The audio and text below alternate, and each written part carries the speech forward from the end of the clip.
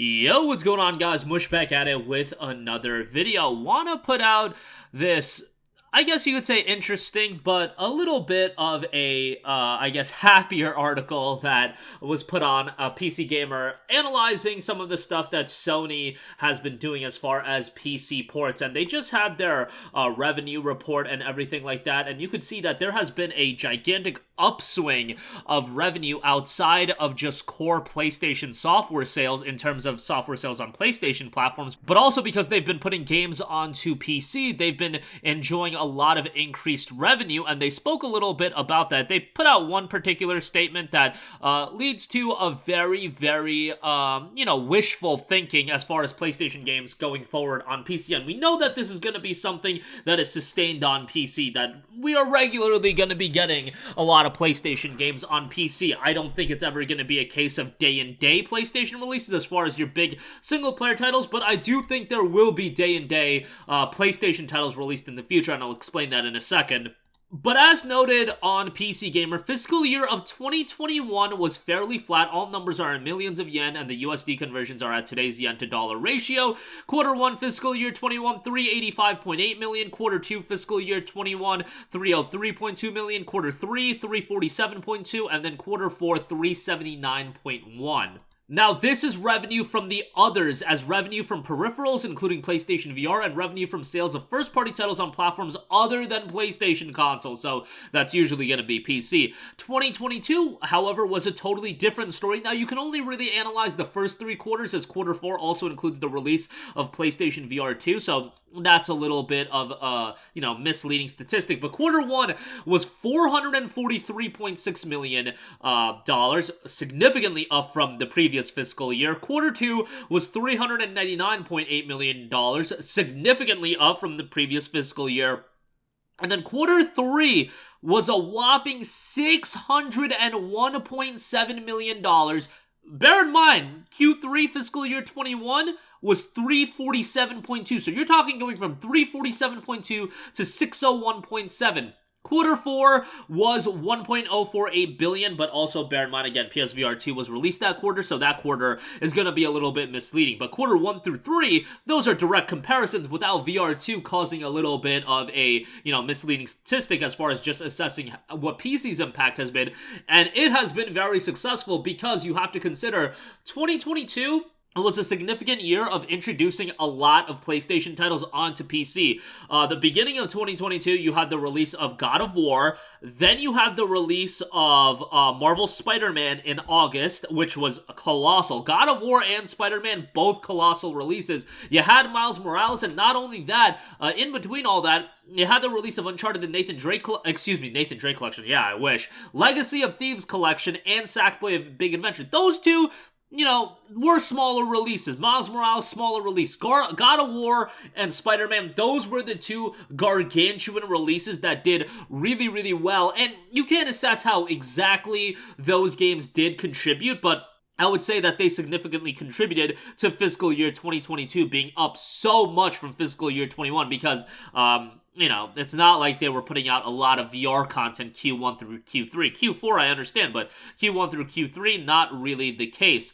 They also did note to keep this going that they were noted for saying, we aim to continue creating new IP, rolling out catalog titles for PC, and strengthening live service development. So, a couple things to unpack there. PC releases, I think, are going to continue for the foreseeable future. It's literally free money for them. I would even go as far as to argue, and I understand why Sony doesn't do it, that day-and-day releases wouldn't impact PlayStation sales all that significantly, maybe to a very minuscule extent, but I think the people that want to play on consoles are just going to play on consoles. The people that are going to play on PC are going to play on PC, and the crossover, I think, is very much overstated that, all of a sudden people aren't going to buy PlayStations because of that reason. I think that is to the case to an extent, but I think that is greatly going to be offset by just the additional revenue that you're gonna make on PC. I may be wrong about that. Sony may also be looking at it in the Rockstar line of thinking, where it's like, we can release a game on PlayStation, and then we can have those same people that do have both platforms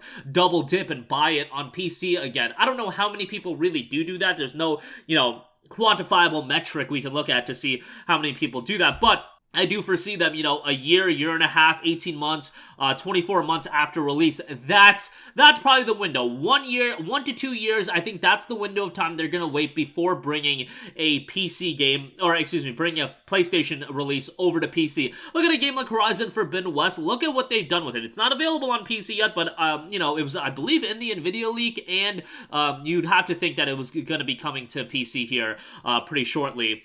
Probably by the end of the year, early next year. That's my gauge on that. They released Horizon Forbidden West, then they rolled that game out onto PlayStation Plus Extra, then they released Horizon Forbidden West Burning Shore. So they were able to monetize that game 3 times with the initial release, the driving of PlayStation Plus Extra subscriptions, and then also creating an expansion, and now they have the opportunity to monetize that game a 4th time, potentially a 5th time. Yes, I know some of you guys are going to be like, that would be scummy, but they could, given it's Sony, and they like to make money just like any other business does, but they could easily release Horizon Forbidden West for $60 on PC, not include Burning Shores with it like they did with Horizon Zero Dawn with its Complete Edition, and then release Burning Shores sometime after the initial release of Forbidden West. I hope they don't do that. I hope they just do either, drop it at $60 with Burning Shore, or I guess, Forbidden West with Burning Shore, like if it's a complete edition, maybe they can get away with a $70 price tag on that. I'm not advocating for that, but I'm just saying that is possible. I think the next titles that you can expect to see, Ghost of Tsushima and Ratchet & Clank Rift Apart, those look fairly likely, and then Horizon Forbidden West as well. Again, those are more dated PlayStation releases. They've been out for a couple of years, and now you can bring them on over to PC.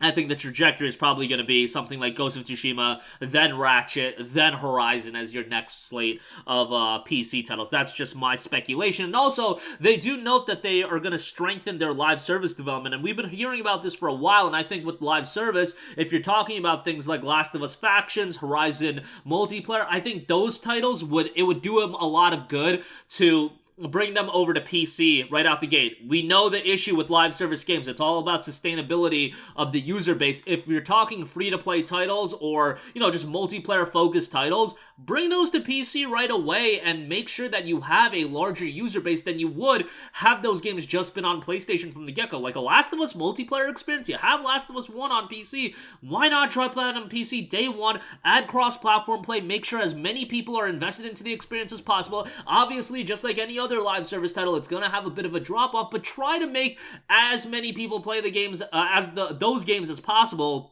And obviously, they're going to have microtransactions and they're going to be monetized to all hell. You're not really going to use those games, I would think, to sell PlayStation consoles. They're selling themselves because you're constantly going to be trying to generate revenue off those games. That's the idea of live service. Like, let's not, twist it. That is the idea. They're trying to constantly have you invest money well over $60, $70, even $100 on some of those games in terms of, a lifetime expenditure of, a consumer on those games. So why not just bring it to PC right out the gate and try to get people invested into the experience? I think from a business standpoint, that makes all the sense in the world. I understand the argument of not having a God of War Ragnarok day one on PC, but in the case of, like, let's say Last of Us Factions, the Horizon multiplayer experience, I think those should be available day one. But exciting stuff ahead. I think PlayStation is going to be a core component of PC going forward. Let's just hope less Last of Us Part 1 PC ports, more Marvel Spider-Man PC ports. That's what I want to see more than anything. But that'll do it for me. Let me know all of your thoughts in the comments section down below. As always, thanks for watching, and I will catch you guys in the next one. Peace out. Hey, what's going on, guys? Mush here again. Hope you enjoyed the video. As you guys might know, YouTube's notification system is sometimes a little bit wonky, even if you're subscribed to the channel. Maybe you're not abundantly aware that I uploaded a video. To remedy that situation, make sure you hit the bell notification button. This way, whenever I upload a new video, and I try to upload as consistently as possible, you will be notified directly of the upload, and you can watch it as soon as it goes live. I would really appreciate if you guys hit that button so you can stay up to date with all of the content I'm posting. But as always, guys, thanks for watching, and I'll catch you guys in the next one. Peace out.